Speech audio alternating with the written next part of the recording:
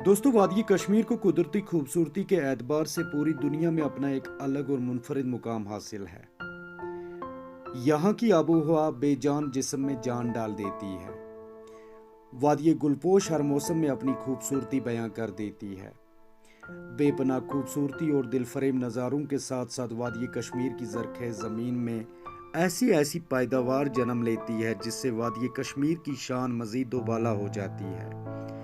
उस पैदावार को बनाने और तैयार करने में यहाँ की ज़मीन और किसानों का अहम किरदार रहा है। दोस्तों, वादी कश्मीर के तकरीबन तमाम अजला में मेवाजात के बागात और नर्सरियाँ लगी आपने तो देखी हैं। ताहम बड़गाम के जोरीगुंड इलाके में एक नौजवान ने ऑर्गेनिक फ्रूट प्लांट्स की नर्सरी का कयाम किया है और जहाँ पे मुख्तलिफ अक़साम के मेवाजात के पौधों के साथ साथ सब्जियों के सीड्स भी मिलते हैं। और इतना ही नहीं, ये नौजवान अपने ऑर्गेनिक फर्टिलाइजर्स और भी बहुत सारी ऑर्गेनिक दवाइयाँ बनाता है। दोस्तों, आज के इस दौर में हार्टिकल्चर और एग्रीकल्चर सेक्टर दिन रात मेहनत करके किसानों को जदीद और तरह तरह के मेवाजात के दरख्त और सब्जियां फराहम कर रहा है और जिनसे हमारे किसान एक अच्छा मुनाफा हासिल कर रहे हैं। और आज के इस दौर में मेवाजात की नई अक़साम के दरख्त लगाने का किसानों में बहुत रुझान देखा जा रहा है। और इसके साथ ही अखरोट की अगर बात करें तो हमारे रवायती अखरोटों के दरख्तों को आजकल हमारे नए अक़साम के अखरोट के दरख्त रिप्लेस कर रहे हैं। दोस्तों, हमारी ज़री यूनिवर्सिटी के माहिरीन ने काबिल तारीफ काम करते हुए अखरोट की बहुत सारी वैरायटी मुतारफ़ कराई हैं, जिनमें सेथ 1, 2, 3 वगैरह हैं। और साथ ही बाहर के मुल्कों जैसे तुर्की वगैरह से भी अखरोट की अच्छी अक़साम के दरख्त इम्पोर्ट हुए हैं और जिसमें से तुर्की से इंपोर्ट करवाए गए अखरोट के दरख्त की वैरायटी चैंडलर वालनट भी काबिल तारीफ है। और आज इसी चैंडलर वालनट के बारे में किसानों को जानकारी फराहम करवाने के सिलसिले में आज हम बड़गाम के जोरीगुंड इलाके में वाक़ा एक नर्सरी पे आए हैं, जिन्होंने चैंडलर वालनट वैरायटी के दरख्तों को तुर्की से जम्मू कश्मीर पहली बार इंपोर्ट करवाया है। और यह हैं जनाब फारूक साहब, जो कश्मीर एप्पल सेव सोसाइटी नेमडीओ उमाजी एग्रीटेक के ऑनर और साथ ही कास ट्रेडर्स के सीईओ भी हैं। तो चलिए किसान भाइयों, फारूक साहब से चैंडलर वालनट के बारे में पूरी जानकारी हासिल करते हैं। तो फारूक साहब से बात करते हैं हम। फारूक साहब, आपको कितना टाइम हुआ इसमें अपने जो हार्टिकल्चर के आप प्लांट्स वगैरह बनाते हैं या ऑर्गेनिक फार्मिंग करते हैं या अपने आप जो ये दवाई की बनाते हैं, ऑर्गेनिक दवाई बनाते हैं, तो कितना टाइम हुआ आपको इस के साथ जुड़े हुए और किस चीज़ ने आपको मोटिवेट किया? पहले मेरी तरफ से आपके लिए बहुत बड़ा शुक्रिया। आपने हमें अपने चैनल के लिए याद किया। तो इस चीज़ के लिए हमने शुरुआत की थी ऑर्गेनिक प्रोडक्ट के साथ जी, जो कास ट्रेडर्स के नाम से मशहूर था जी, जिसमें हमने ऑर्गेनिक, हमारा माटो था उसमें ऑर्गेनिक टुडे सिक्योर टुमारो। जी, हमने शुरुआत की है इसके लिए ऑर्गेनिक प्रोडक्ट्स के लिए जी, और कास ट्रेडर्स ने इसमें 21 प्रोडक्ट हमारे हैं जी, जिसमें फर्टिलाइज़र वगैरह, HMO और ग्रोथ प्रमोटर्स, बाकी चीज़ें हैं, फ्रूट सेट वगैरह की प्रोडक्ट्स थे। जी, उसी के साथ हमने ये नर्सरी के बारे में जो अभी मॉडिफाइड हाई डेंसिटी नर्सरीज आ रही है, जी, जिसने हमें महसूस किया कि हमको कश्मीर को इस चीज़ की ज़बरदस्त ज़रूरत है। जी, तो इसके लिए हमने इंटरेस्ट लेके, मशवरा लेके, सबसे मिलजुल के हम इस काम में उतर गए। तो फारूक साहब, आप मुझे ये बताइए कि अपना ऑर्गेनिक और इनऑर्गेनिक, ठीक है, अक्सर लोगों को ये पता नहीं होता है। लोग कहते रहते हैं ऑर्गेनिक ऑर्गेनिक। गवर्नमेंट का भी इस वक्त बहुत ये है कि लोग ऑर्गेनिक फार्मिंग करें।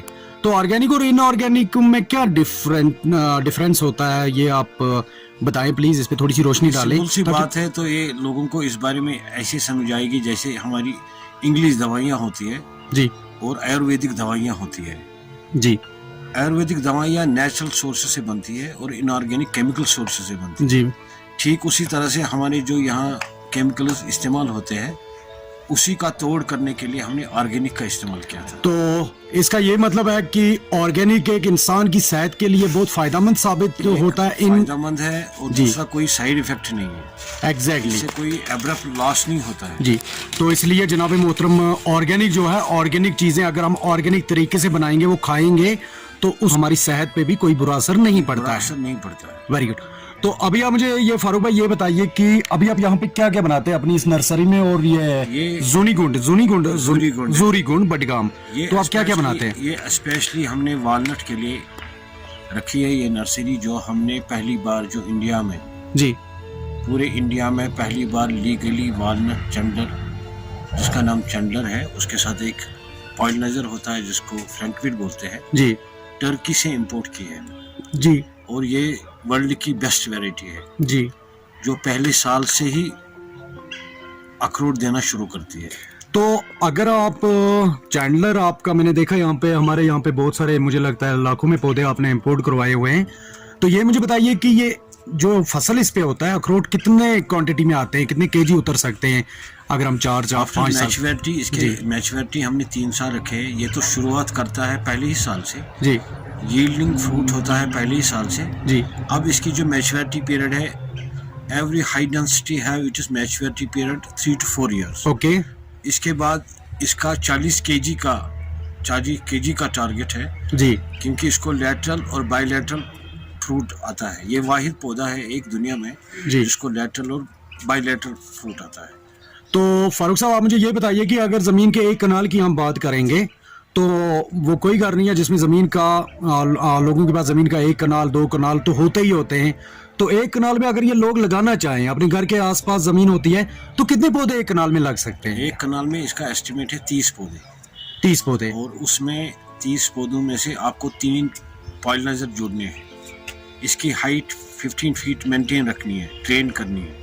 तो आप मुझे बताइए कि पॉलिनाइजर जो है, पॉलिनाइजर इसमें जैसे सेबों में तो सुना है पॉलिनाइजर, तो अखरोट में हमारे जो पुराने दरख्त है उनमें पॉलिनाइजर का शायद हो, लेकिन लोगों को पता नहीं है, तो इसमें पॉलिनाइजर का होना बहुत जरूरी है। पॉलिनाइजर का होना इसलिए ज़रूरी है कि ये यील्डिंग डबल करता है। जैसे कि ये वालनट हमेशा सेल्फ पॉलिनाइजर है, अब इसको पॉलिनाइजर रखने से डबल यील्डिंग होता है, तो फसल होता है। तो फारूक साहब मुझे ये बताइए कि इसमें दवाइयाँ वगैरह जैसे हमारे पुराने दरख्त हैं तो हम खुदा के, ये 2-3 चीज़ें हैं जिनमें मतलब दवाइयाँ बहुत कम होती है। अगर इसमें ऑर्गेनिक की इस्तेमाल करें तो सेहत के लिए बहुत अच्छा रहता है। एक वालनट है, दूसरा कीवी है जी, इसमें पेस्टिसाइड और फंगिसाइड की कोई ज़रूरत नहीं पड़ती। जी फारूक साहब आप ये तो हो गया चैंडलर के बारे में, ये किस रूट स्टॉक पे लगा हुआ है? ये जुगलानस रिजिया इसको बोलते हैं। ये हमने टर्की से इंपोर्ट किया है और जो कश्मीर में पहली बार आया है। पहले सबसे बड़ी खुशी की बात यह है कि ये एक रेवोल्यूशन है। इंशाल्लाह इसमें कामयाबी हमें मिल रही है। पिछले 1 साल से जी, हमने इसको क्वारंटीन में रखा था, 1 साल ये क्वारंटीन में था जी, और इसने पहले ही साल फसल दिया। जी, तो हमें उम्मीद है इसी होप से एक सोसाइटी चला रहे हैं माशाल्लाह। जैसे कि एप्पल हमारी एक इकोनॉमी की सबसे बड़ी सोर्स है। जी, इंशाल्लाह जो वालनट हमारा है, जो हमारे पेड़ है बहुत पुराने हो गए हैं, 200 साल 300 साल पुराने हो गए हैं। ऊपर से हमें अभी गवर्नमेंट से कोई परमिशन नहीं मिलता उनको काटने के लिए। जी, हर साल हमारे पौधों से 10-12 आदमी गिर के मर जाते हैं। बिल्कुल।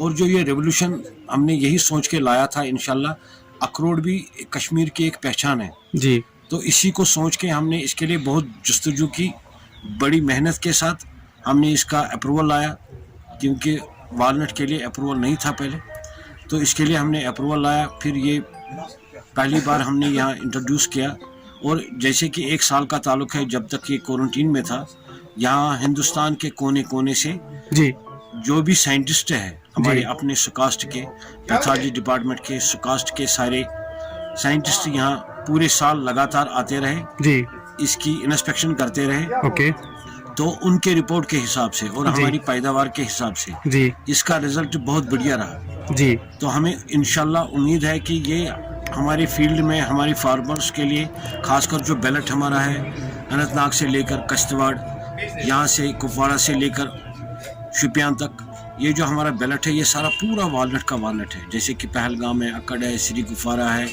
ये जो कुकरनाग के साइड से है जी, वाइल, जी, अप टू किश्तवाड़, जी, किश्तवाड़ के बाद दोड़ा, रियासी, भद्रवा, मेंढर, रियासी खासकर, जी, ये सब बैलेट हमारा एक बहुत बड़ा बैलेट हमारा वालनट का है। जी, तो हमें उम्मीद है इंशाल्लाह आइंदा जो हमारी गवर्नमेंट है इसके बारे में हमने एक मीटिंग की थी, हमारे डायरेक्टर जनरल साहब ने इस बारे में मीटिंग की थी कि हम लोगों को अलाउड करें, जी, परमिट करें कि जो हमारे अखरोट के पौधे हैं जो बहुत पुराने हो गए, बहुत बूढ़े हो गए, उसके काटने की परमिशन मिल जाए। जी।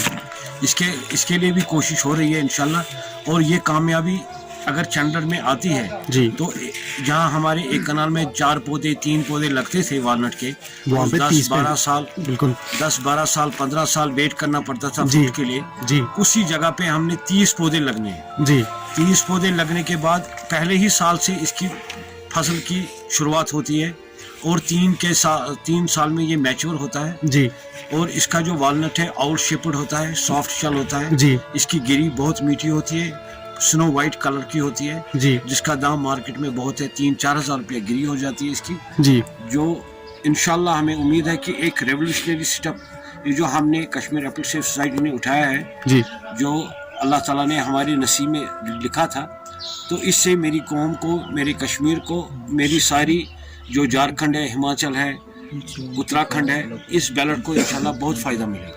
इंशाल्लाह इंशाल्लाह। तो फारूक साहब ये मुझे बताइए कि इसका ये जो पौधा होता है इसका साइज लगभग कितना होता है? ये ड्वार्फ प्लांट ही ड्वार्फ ही है? नहीं, ये इसको मेंटेन रखना पड़ेगा जी। ये अगर हम छोड़ेंगे तो बहुत ऊपर जाएगा, लेकिन इसके साइंटिस्ट के हिसाब से इसकी पैथोलॉजिज्म जो इसका फिनोमेना है जी 15 फीट हाइट रखनी है, ठीक है। ताकि फ्यूचर में कोई साया ना हो जाए। जी जब साया बन जाता है, जैसे हमारे एप्पल ऑर्चार्ड्स में अभी सब साये के तले, एक पेड़ दूसरे पेड़ के अंदर घुस गया है, जी अभी न वहाँ कलर चढ़ता है, जी न फ्रूट सेट होता है, जी फ्रूट सेट होने के बाद गिर जाता है। जी ये नौबत नहीं आनी चाहिए। जैसे कि हम हाई डेंसिटी में मेंटेन रखते हैं एक गैप 10 फीट, वो इसी वजह से कि सनलाइट इसको बराबर मिले, हमेशा मिले, तो इसी में हमने 15 फीट का इसमें ये रखा है। जी तो इंशाल्लाह जैसे हमारे एप्पल फ्रूट के बागात है वैसे दिखेंगे इंशाल्लाह आइंदा हमारे वालनट के प्लांट भी ऐसे दिखेंगे, ऐसे ऑर्चार्ड दिखेंगे इंशाल्लाह। तो फारूक साहब मुझे ये बताइए कि प्रूनिंग वगैरह की जरूरत फिर तो पड़ती होगी इसमें? हाँ, इसमें प्रूनिंग करनी है, इसको ट्रेन करना पड़ता है जी। और सबसे बड़ी खुसूसी बात ये मैं आपको बताना चाहूँ, इस साल हमारे हॉर्टिकल्चर डिपार्टमेंट ने बहुत अच्छा काम किया। एक नेफेड के साथ स्कीमें आ गई मार्केट में जी कश्मीर में, खासकर जम्मू कश्मीर के लिए नेफेड में, वहाँ से हमने गवर्नमेंट ने रखी है एक 50% सब्सिडी रखी है जी, जो जिसमें आता है एप्पल आता है जी वालनट आता है जी चेरी आता है जी ये सब चीज़ें एक कनाल से ही सब्सिडी देंगी गवर्नमेंट। जी लोगों को इसकी जानकारी चाहिए, इसके लिए बहुत सारी किताबें निकली है, बुकलेट्स निकली है, हमारे हॉर्टिकल्चर ऑफिस में बहुत सब मुहैया है। वो जी एक कनाल से ही सब्सिडी मिलेगी ग्रोवर को। उसमें भी अगर उसको 50% अफोर्ड नहीं कर पाता है, 40% उसको बैंक से मिलेगा, जी 10% ही उसको निकालना है, 10% खाली, जी और 40% की वापसी जी। जो बैंक से हम लेंगे वो तकरीबन 4 साल बाद उसका इंस्टॉल शुरू होता है, क्योंकि जी। जब आपकी आमदनी शुरू होती है जी। उसके बाद आपका इंस्टॉल और इंटरेस्ट शुरू हो जाता है। ये बहुत बड़ी खुशखबरी है। हम बड़े आराम से एप्पल, चेरी और वालनट लगा सकते हैं। जी।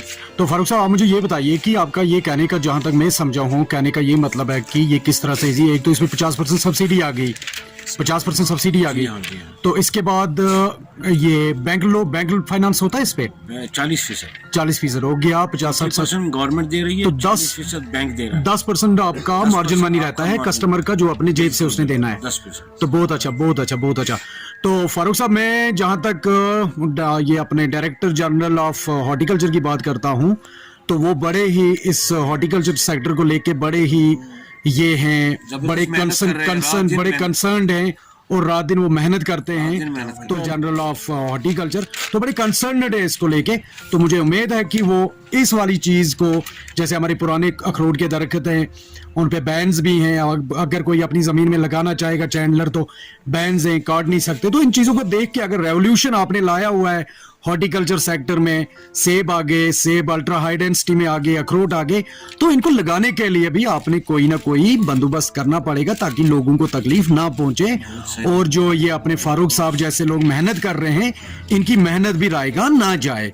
तो अभी फारूक साहब आपका बहुत बहुत शुक्रिया, आपने हमारे साथ बात की, आपने लोगों तक ये बात पहुंचाई कि चैंडलर क्या है, ये कहाँ से आया, इसका ओरिजिन क्या है। तो फारूक साहब आपका बहुत बहुत शुक्रिया हमारे साथ बात करने के लिए। तो आखिर पे मैं भी ऑन बिहाफ ऑफ जो हमारे प्रोग्रेसिव ग्रोवर्स हैं उनकी तरफ से भी डायरेक्टर जनरल हॉर्टिकल्चर जनाब एजाज साहब से ये गुजारिश करूँगा और साथ में ही आला हुकाम से भी गुजारिश करूँगा कि वो कोई ऐसी पॉलिसी फ्रेम करें कि जिससे ये नए अक़साम के अखरोट के दरख्त किसानों को लगाने में कोई दिक्कत ना हो। जैसे जो हमारी ज़मीनें हैं जिनमें किसानों के रवायती अखरोट के दरख्त लगे हैं जो अब बहुत बड़े हो गए हैं, इनको इन नए अक़साम के दरख्तों से रिप्लेस किया जाए और पुराने अखरोट के दरख्तों को काटने के कानून में भी नरमी लाई जाए, ताकि हॉर्टिकल्चर डिपार्टमेंट और फारूक साहब जैसे एंटरप्रेन्योर जो इतना कुछ कर रहे हैं, इतनी मेहनत कर रहे हैं इन दरख्तों को लगवाने के लिए, और ये दरख्त हर जगह लगें ताकि जो मेहनत है वो रायगा ना हो और किसानों को फ़ायदा पहुँचे। दोस्तों, अगर आज का वीडियो आपको अच्छा लगा हो तो इस वीडियो को लाइक करना, शेयर करना और हमारी चैनल ब्रेंगी ऑर्गेनिक फार्म को सब्सक्राइब करना ना भूलें। दोस्तों, मिलते हैं एक नए वीडियो के साथ। तब तक आप अपना ख्याल रखें, जहां रहे खुश रहें।